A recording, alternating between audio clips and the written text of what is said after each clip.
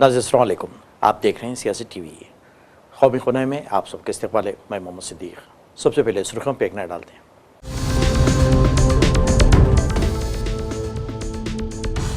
मुल्क में uniform civil code हर हाल में लाया जाएगा। मगरबी बंगाल का इंतखाबी मंशूर जारी करते हुए वज़ीर दाखिला अमित शाह की प्रेस कॉन्फ्रेंस।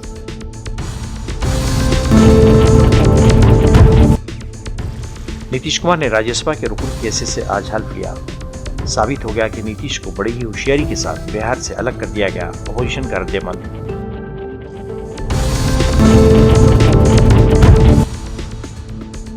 असदुद्दीन अवैसी का हुमायूं कबीर की पार्टी से इत्तेहाद खत्म। हमें फर्क नहीं पड़ता, हुमायूं कबीर का रद्देमल। वीडियो के फेक होने का किया दावा।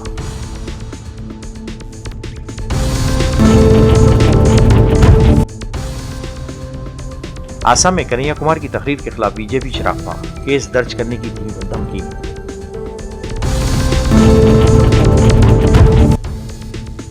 उत्तर प्रदेश में SIR की 72वीं वोटर लिस्ट जारी। 2.5 करोड़ वोटर्स के नाम हज़फ। अपोजिशन जमातों ने जाहिर की तशवीश। आम आदमी के वोट देने का हल्फ सल्फ कर रही है बीजेपी।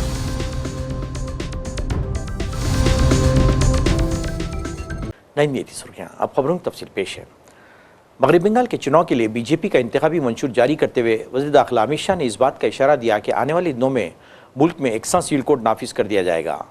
अमित शाह का कहना है कि बीजेपी खुशामद की पॉलिसी इख्तियार नहीं करती और एकसा सिविल कोड के जरिए मुल्क में एक ही कानून नाफिज किया जाएगा।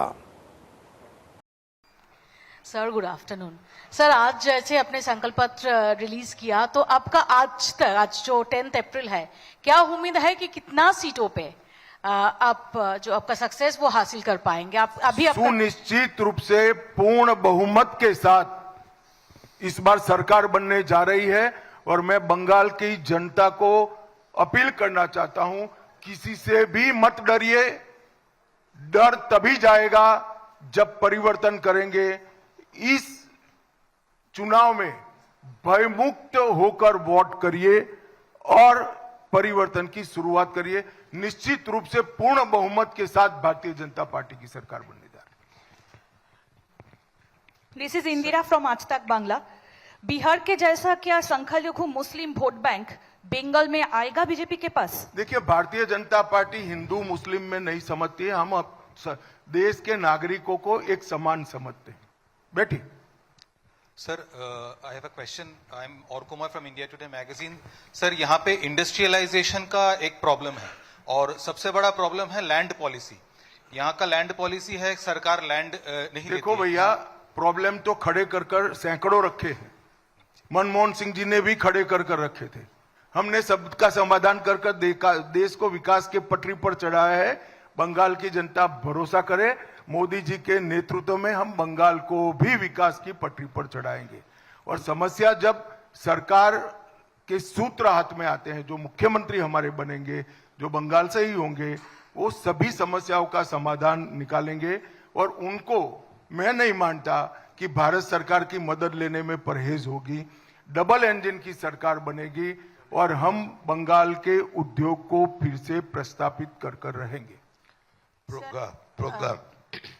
सर, आप भयमुक्त बंगाल की बात कर रहे हैं, पर यहाँ मालदा जैसे इंसिडेंट भी हो जाते हैं जब जुडिशियल ऑफिसर्स को ही बंदी बना दिया जाता है, तो कैसे अश्योर करेंगे कि काडर में कॉन्फिडेंस रहे, वो डट कर सामना करें और लॉ एंड ऑर्डर सिचुएशन के लिए भयमुक्त वातावरण हो इलेक्शन के लिए? अच्छा ही हुआ उन्होंने शुरू में प्रयास कर लिया। सुप्रीम कोर्ट ने इसका संज्ञान लिया है, इलेक्शन कमीशन ने संज्ञान लिया है और सुनिश्चित किया है कि इस बार भयमुक्त चुनाव, और भय जनता के मन में है। हम भी ये सुनिश्चित करेंगे कि कोई उनको परेशान न कर पाए। भारतीय जनता पार्टी की कैडर भी भयमुक्त चुनाव के लिए इस बार कटिबद्ध है। बिहार के वज़ीर आला नीतीश कुमार तवील अरसे बाद मीडिया के सामने आए। नीतीश कुमार ने अपने मुस्तकबिल को लेकर कई अहम इशारे दिए हैं। राज्यसभा जाने के सवाल पर इन्होंने वाज़ेह तौर पर कहा कि मैं आज हल्फ लिया हूँ, अब यही रहूँगा। इन्होंने ये भी वाज़ेह किया कि दिल्ली में एक्टिव रहने के बावजूद उनका बिहार से ताल्लुक़ बरकरार रहेगा। जब मीडिया ने नीतीश कुमार से इनके बेटे निशांत कुमार की सियासत में किरदार को लेकर सवाल किया तो सीधे तौर पर जवाब देने से बचते हुए नजर आए। नीतीश कुमार ने कहा कि इस बारे में हमारी पार्टी के लीडरान तय करेंगे। दूसरी जानिब अपोजिशन का कहना है कि बीजेपी ने नीतीश कुमार के सियासी कैरियर पर खातिमे की मोहर लगा दी और अब आगे जेडीयू का कोई सियासी मुस्तकबिल नहीं होगा। जो है नीतीश युग का एक तरह से अंत हो रहा है बिहार से, है ना। जो राष्ट्रीय राजनीति में उनको अभी क्या देंगे क्या नहीं देंगे कुछ तय नहीं है। वहां से जो है उनका जाना जो है आज कन्फर्म हो गया पूरी तरह से। अब ये पूरी सुनियोजित तरीके से था, बीजेपी का पुराना प्लान था कि चुनाव के वक्त उनका चेहरा दिखाओ, वोट लो और बाद में उनको हटा दे और अपना मुख्यमंत्री बना दे। इसी योजना के तहत काम। नए सीएम के बारे में सर क्या आपको लगता है? बारे में तय करेंगे सर, आपको लगता है कौन निकलेगा पता नहीं होगा बीजेपी का? आपको लग रहा है? बिल्कुल लगता है। विधानसभा में थे, विधान परिषद में थे, लोकसभा में थे, अब एक बार राज्यसभा में। तो जो भारतीय लोकतंत्र और संविधान के भीतर चारों स्तंभ है, राज्य का और देश का, चारों स्तंभ के उस व्यवस्था के वो भाग बने। आज राज्यसभा में उन्होंने शपथ लिया, लेकिन हमारे लिए माननीय बिहार के माननीय मुख्यमंत्री हैं और बिहार उन्हीं के निर्देशन पर और उन्हीं के मार्गदर्शन पर हमेशा चलता रहेगा। मगरबी बंगाल में इंतखाबी सरगर्मियों के दरमियान सियासी इत्तेहादों में तब्दीली का सिलसिला तेज हो गया है। असदुद्दीन अवैसी की क़यादत वाली जमात आल इंडिया मजलिस इत्तेहादुल मुस्लिमीन ने हुमायूं कबीर की पार्टी से अपना इत्तेहाद ख़त्म करने का ऐलान कर दिया। ये फैसला एक मुतनाज़ा वीडियो के वायरल होने के बाद सामने आया है, जिसने रियासत की सियासत में नई हलचल पैदा कर दी। इत्तलात के मुताबिक हुमायूं कबीर, जिन्हें पहले तृणमूल कांग्रेस से निकाला जा चुका था, ने अपनी अलग जमात कायम करी थी और अवैसी की पार्टी के साथ मिलकर इंतखाबी मैदान में उतरने का ऐलान किया था। ताहम अब दोनों जमातों के रास्ते अलग हो गए। मजलिस इत्तेहादुल मुस्लिमीन ने अपने सरकारी बयान में कहा कि वो मगरबी बंगाल के इंतखाबात अकेले लड़ेगी और किसी भी पार्टी के साथ मजीद इत्तेहाद नहीं करेगी। उधर हुमायूं कबीर ने असदुद्दीन अवैसी के इनकी पार्टी से अलग होने के बारे में रद्दमल देते हुए वाज़ेह किया कि उन्हें कोई फ़र्क नहीं पड़ता कि असदुद्दीन अवैसी उनके साथ रहें या अलग हो जाएं। इन्होंने दावा किया कि उन पर अपना बनाया गया वीडियो फेक है। सर, एलिगेशन है आपके ऊपर, वीडियो वायरल हुआ है। वो फेक है, इनको जवाब मैं हाईकोर्ट से देंगी। দাদা, আপনার সঙ্গে ওবেসির আসার কথা ছিল, সে এলো না। কোন জায়গায় যায় কি কোণঠাসা হয়ে গেলেন? কোনো কোণঠাসার প্রশ্নই নাই, কারণ আমরা প্রায় 193টা প্রার্থী দিয়েছি, তার মধ্যে 14 জন প্রার্থী ছিল ওয়াইসি সাহেবের। ওনারা নিজে থেকে তৃণমূলের এই চক্রে পড়েছে। রাজ্যের যিনি ওনাদের দলের সভাপতি ইমরান সোলাঙ্কি মুর্শিদাবাদের রঘুনাথগঞ্জে যে রাজ্য সরকারের প্রতিমন্ত্রী আকরুজ্জামানের বিরুদ্ধে মনোনয়ন করেছে। এ আমার কাছে কংক্রিট খবর আছে, ওয়াইসি সাহেবকে ভুল বুঝিয়েছে আর এরা এখানে তৃণমূলের সঙ্গে একটা অর্থনৈতিক ডিল করে কালকে এই ব্লান্ডারটা আপনি সব সময় বলতেন মমতা বন্দ্যোপাধ্যায়, অভিষেক বন্দ্যোপাধ্যায় হেলিকপ্টারে করে ঘুরে বেড়ায়। আপনি তো হেলিকপ্টার নিয়ে ঘুরছেন, টাকা পাচ্ছেন কোথায়? এসব প্রশ্নের জবাব আপনাকে চোঠা মেয়ে দেবো। না, টাকা পাচ্ছেন কোথায়? টাকা गठबंधन टूट गया, इस पर क्या बोलिएगा? गठबंधन जो टूट गया हुमायूं कबीर के साथ। मेरा गठबंधन नहीं टूटा, जो जिसने टूटा उनको पूछिए। হুমায়ুন দা, যে প্রশ্নটা জিজ্ঞেস করবো, আসাদুদ্দিন ওয়াইসি এক স্যান্ডেলে টুইট করে বলেছেন যে আমরা হচ্ছে পশ্চিমবাংলার মুসলিমরা যথেষ্ট ডিপ্রাইভড আছে, তারা যথেষ্ট ভালনারেবল এবং তিনি হচ্ছেন আপনাদের সঙ্গে গঠবন্ধন শেষ করেছেন। কেন কারণটা? আপনার যে গতকাল ভিডিও ভাইরাল হয়েছে সেই কারণে কি আপনাদের বললাম তো, ওটা ওনাকে জিজ্ঞেস করুন, উনি বলতে পারবেন। আমি গঠবন্ধন টুটিনি, আমি ছাড়িনি, উনি ছেড়েছেন। আবার অপেক্ষা করুন, ওনার কি কারণে ছেড়েছে উনি তার ব্যাখ্যা দেবেন। আমি শুনে কি বলবেন এখন? আপনি কোন স্ট্যান্ড? বাবরি মসজিদ অনগোয়িং প্রসেস চালু হচ্ছে, কাজ চালু আছে, হবে। আমি প্রথমে বলেছিলাম যে 3 বছর টাইম লাগবে, আমি বলছি আজকের দিনে 2 বছরের মধ্যে বাবরি মসজিদ কমপ্লিট হবে।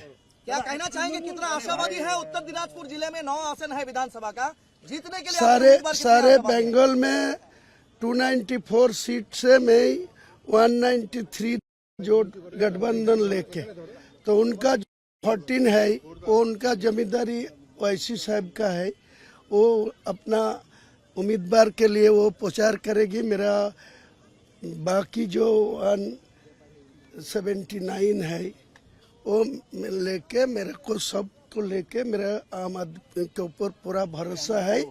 ये तृणमूल को सत्ता से हटाएगी, बीजेपी को भी नहीं आने देंगी। इस दौरान मरकजी वज़ीर दाखिला अमित शाह ने भी इल्ज़ाम लगाया कि ममता बनर्जी ऐसे हजारों फेक वीडियो बना सकती हैं। उनका कहना था कि हुमायूं कबीर से बीजेपी का कोई ताल्लुक नहीं है और ना रहेगा। लेकिन इस दरमियान कल नॉमिनेशन खत्म हुआ है, आज आपने संकल्प पत्र जारी किया है, लेकिन इस दरमियान तृणमूल कांग्रेस की तरफ से एक वीडियो जारी किया गया है हुमायूं कबीर को लेकर, जिसपे कहा गया है कि भाजपा ने 1000 करोड़ रुपए हुमायूं कबीर को दिया है ताकि वोट का ध्रुवीकरण हो जाए। 2 मुख्यमंत्री का नाम इसमें लिया गया, भाजपा का क्या कहेंगे? भाई आप ममता जी की क्षमताओं से अनजान हो। ममता जी ऐसे 2000 वीडियो बना सकती है। हुमायूं कबीर और Bharatiya Janata Party south pole north pole है, कभी हमारा मेल नहीं खा सकता।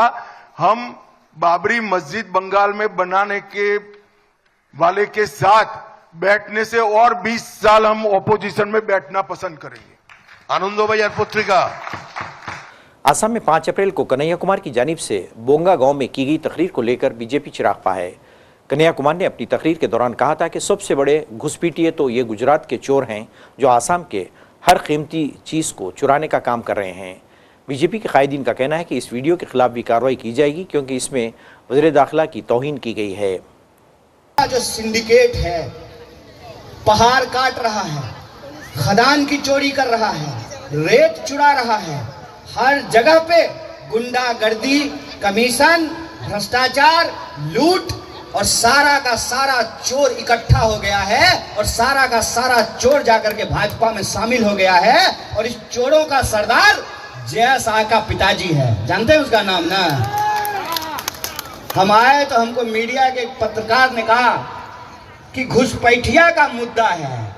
हम बोले सबसे बड़ा घुसपैठिया गुजरात से आया है, हेमंता बिस्व शर्मा के साथ उसको भी यहाँ से भगाने का जरूरत है।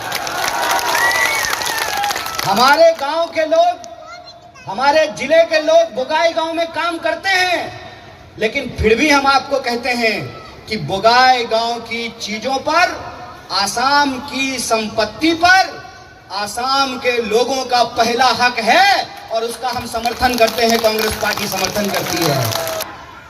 तो फोटो शूट कराने के लिए नहीं पहनते हैं, रील बनाने के लिए नहीं पहनते हैं। ये गमछा जब हम अपने कंधे पे डालते हैं तो गांधी की तरह जब प्रतिज्ञा लेते हैं कि जान चली जाए तो चली जाए, जैसे गांधी ने अंग्रेजों से समझौता नहीं किया था, हम इस देश के संविधान को मिटने नहीं देंगे, इन चोरों के साथ कोई समझौता नहीं करेंगे। और राजवंशी लोगों का जो हक है, उनका जो स्टेटस है एसटी का, उसको दिलाने का काम कांग्रेस पार्टी करेगी। हम ये संकल्प लेते हैं। और बात सिर्फ एक जाति का नहीं है, बात सिर्फ एक जनजाति का नहीं है, बात इस देश में रहने वाले 140 करोड़ लोगों का है। बात आसाम में रहने वाली हर वो अहोमी जनता का है जिसकी अपनी पहचान है, जिसकी अपनी संस्कृति है। आज चुनाव में आकर के हेमंता बिस्व शर्मा को जय अहोम याद आ रहा है। जब स्कूल खोल रहे थे तब अहोम का नाम क्यों नहीं लिया? उसका नाम तो इंटरनेशनल रखा है। बच्चा इंटरनेशनल पढ़ेगा, चोरी करके माल इंटरनेशनल जमा किया जाएगा विदेशी खाते में। और विदेश में जुबिन दा की मौत हुई तो उनको अभी तक न्याय नहीं दिलाया गया है। इसीलिए हम सिर्फ एक पहचान की बात नहीं कर रहे हैं, हम आसाम में रहने वाले वो सारे लोग जो इस मिट्टी से उगा हुआ खाते हैं, यहाँ की हवा में सांस लेते हैं, यहाँ के पेड़ों की छांव में अपना गुजर बसर करते हैं, जिनकी पहचान अहोमी है, हम सबके हक और अधिकार की बात करते हैं। कांग्रेस पार्टी के शोबे मौसलात के इंचार्ज जयराम रमेश ने वज़ीर-ए-आज़म मोदी पर ख़वातीन के रिजर्वेशन मामले पर यू टर्न लेने का इल्ज़ाम लगाया। मिस्टर रमेश ने जुमे को सोशल मीडिया पर पोस्ट करते हुए कहा, वज़ीर-ए-आज़म मीडिया में मज़ामीन लिखकर खुद को ख़वातीन के रिजर्वेशन का वाहिद चैंपियन दिखाने की कोशिश कर रहे हैं। इन्होंने कहा कि वज़ीर-ए-आज़म को मुल्क की ख़वातीन से माफ़ी मांगनी चाहिए। इन्होंने याद दिलाया कि जब 2023 में पार्लियामेंट ने मुत्तफ़िक़ा तौर पर नारी शक्ति वंदन अधिनियम मंजूर किया था, तब कांग्रेस ने ऐसे 2024 नाफिज करने का मुतालबा किया था, लेकिन हुकूमत ने इसे मरदमशुमारी और हल्के बंदियों से जोड़ दिया, जिनके अमल में ताख़ीर हुई। इलेक्शन कमीशन ऑफ इंडिया ने उत्तर प्रदेश में वोटर लिस्ट की खुसूसी गहरी नजरसानी के बाद 7वीं वोटर लिस्ट जारी कर दी है। जारी लिस्ट के मुताबिक 2,50,00,000 वोटर्स के नाम मुख्तलिफ बुनियादों पर हज़फ कर दिए गए। इस बड़ी तादाद में वोटर्स का नाम हज़फ होना फ़िक्र का बास है। दिलचस्प बात यह है कि वोटर्स की छटनी का ये काम नंबर दिल्ली में वोटर्स की मजमूई तादाद से भी तकरीबन 30% ज़्यादा है। दिल्ली असम्बली के लिए 2025 के इंतखाबात में जारी वोटर लिस्ट में 1,55,00,000 वोटर्स थे। काबिल ज़िक्र है कि SIR से कबल उत्तर प्रदेश में 15,044 करोड़ वोटर्स थे, जिनकी तादाद अब घटकर 13,29,00,000 रह गई है। अब उत्तर प्रदेश में 2027 के इब्तिदा में होने वाले असम्बली इंतखाबात से कबल वोटर लिस्ट में वसी तरमीम इजाफे के सियासी असरात पर मबाहिस शुरू हो गए हैं। अपोजिशन पार्टियां पहले ही अंदेशा जाहिर कर रहे थे कि बड़ी तादाद में वोटर्स के नाम काटे जा रहे हैं और इलेक्शन कमीशन पर कुछ संगीन इल्ज़ामात भी आयद किए थे। इलाहाबाद हाईकोर्ट के जस्टिस यशवंत वर्मा ने फौरी असर से अपने ओहदे से इस्तीफ़ा दे दिया है। ये इस्तीफ़ा इन्होंने सदर द्रौपदी मुर्मू को इरसाल किया है। इस पेशरफ्त के साथ ही इनके खिलाफ जारी मुआख़ज़े की कार्रवाई के दौरान उनके अदालती कैरियर का अचानक इख्तिताम हो गया, जिसने कानूनी हलकों से वाबस्ता अफराद को हैरान कर दिया। अपने इस्तीफ़ा नामे में जस्टिस यशवंत वर्मा ने लिखा कि वो इस मोअज़्ज़िज़ मनसब पर ऐसे असबाब का बोझ नहीं डालना चाहते जिन्होंने ये कदम उठाने पर मजबूर किया। इन्होंने गहरे अफसोस का इजहार करते हुए कहा कि इस ओहदे पर खिदमात अंजाम देना उनके लिए बाअस एज़ाज़ रहा है। उनके इस ख़त की एक नकल हिंदुस्तान के चीफ जस्टिस सूर्यकांत को भी भेजी गई है।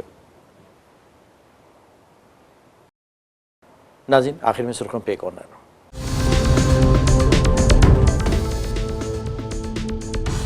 मुल्क में यूनिफॉर्म सिविल कोड हर हाल में लाया जाएगा। मगरबी बंगाल का इंतखाबी मंशूर जारी करते हुए वज़ीर दाखिला अमित शाह की प्रेस कॉन्फ्रेंस।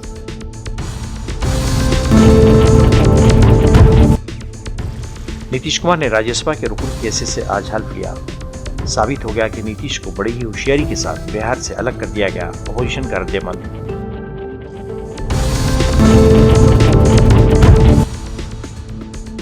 असदुद्दीन अवैसी का हुमायूं कबीर की पार्टी से इत्तेहाद खत्म।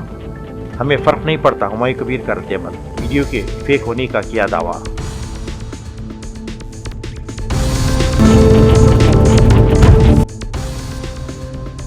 आसाम में कन्हैया कुमार की तकरीर के खिलाफ बीजेपी शराफा, केस दर्ज करने की दी धमकी।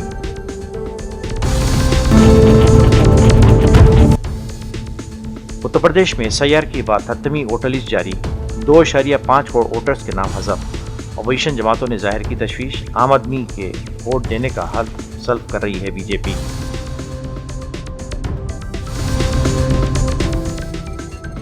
नाज़रीन, इसके साथ ही कौमी खबरनामा खत्म होता है। मुझे और सारी सियासत की टीम को इजाज़त दें। अल्लाह हाफ़िज़।